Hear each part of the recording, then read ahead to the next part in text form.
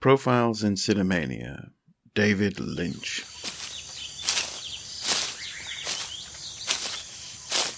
You know, when trying to memorialize someone, especially one of the greats of modern filmmaking, it's natural to want to look back over a director's body of work and try to figure out what it all says about them.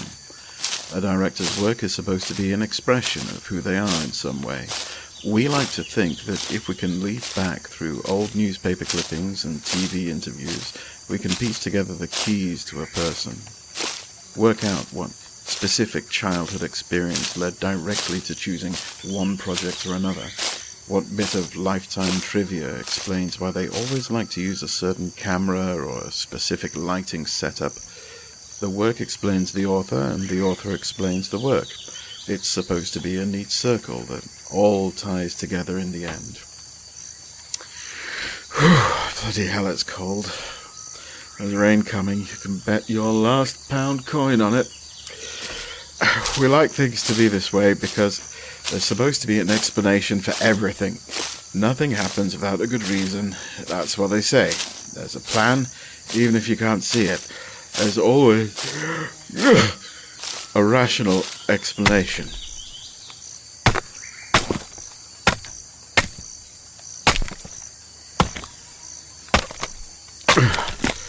Chopping wood at this time of night, I ask you, is this any kind of a life? Not for me, I can tell you. We're only talking about David Lynch because of the work, though. That's the important part. And if we understand David Lynch, we'll understand his work. Neat circle, you see. Like a donut. David Lynch used to talk about donuts now and then. He would say, there's the donut and there's the hole. The trick is to keep watching the donut and not the hole. Says it all, really.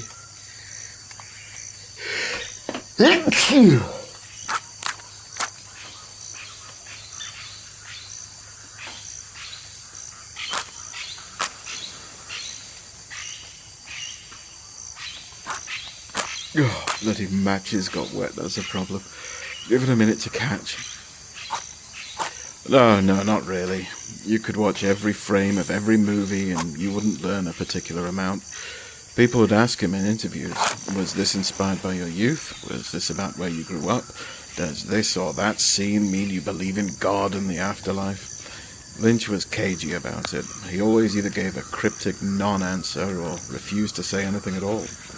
He believed, so he said, that a film stands for what it is, and that's that. He didn't like to talk about what might have inspired him. Ideas came in their own time, appearing suddenly like a firefly in the night, before winking away again. That's all there is to it. Ideas appear and you react to them, or you don't. There we go. Nice fire, keep the chill out. David Lynch would create these grand mood pieces of cinema that were all about the vibes. You couldn't really explain his movies exactly, you just had to dive in and let the mood take you. A linear story from A to B wasn't what he was all about, except when that was exactly what he was about. Look at The Straight Story, a stripped down and lean character piece about a man travelling a long distance on a riding mower, and that's about all there is to it. Or The Elephant Man, which had a few fantastical touches at the beginning and the end, but was for the most part an examination of Victorian values and the ways in which we treat each other for our own gain or loss. In fact, it was seen as a film fit for an Oscar, which was probably why Hollywood producers thought they had a sure thing on their hands when they handed him a bunch of money to make Dune. Personally, I loved the David Lynch adaptation of Dune, and I'm in good company. The book's author, Frank Herbert, loved it too, and felt that it was an ideal visual interpretation of some of his ideas, which then got incorporated into the later books. Not bad, really. Stars are out tonight. I suppose that's what they're good for. I suppose it's a metaphor for something or other. But time and again, people would try and work out what it all means, dissecting his films for hints and secret messages that would unlock the secret surely waiting just below the surface. Maybe he's saying that evil and corruption are always present, locked within the mundane, normal things around us. Maybe he's saying that when it comes down to it, Hollywood is actually not that great a place when you really look at it. There were, and are, no end of ideas about what it means. Lynch was always quiet on the matter. The film is what it is. All the explanation you will ever get is right there up on the screen, so just watch it and figure it out for yourself. He never minded if any two people watching the same film would have two wildly different ideas about what they had both just saw. After all, if they were willing to argue back and forth about the real meaning, then they both must have an internal idea about what it is, and that's what's important. I'm going home. It's not even a good view up here. You've seen one city full of twinkling lights that disguise a seedy underbelly filled with vice and wickedness, and you've seen them all, haven't you? The fact is, you aren't going to learn anything about David Lynch from his films, and you certainly aren't going to learn anything about the films from David Lynch. He made sure of that.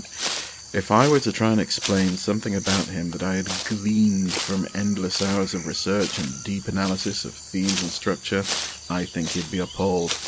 That's no way to look at anything. We ought to do better, and we can do better. A life is about more than just facts and figures. What do they really tell you anyway when you get down to it? It's dark. I should have bought a torch or something. I'd settle for the glow of a cigarette right now, and no mistake. The weird backwards talking, the industrial grinding noises, strange, sinister, pale men who tell you impossible things at parties, none of that matters. It's not going to reveal anything to you.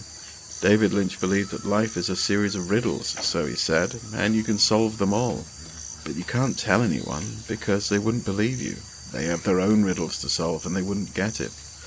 The work of David Lynch is his very personal, individual answer to whatever he saw around him, and it's not made for us to get anything. The answers were his answers, for himself.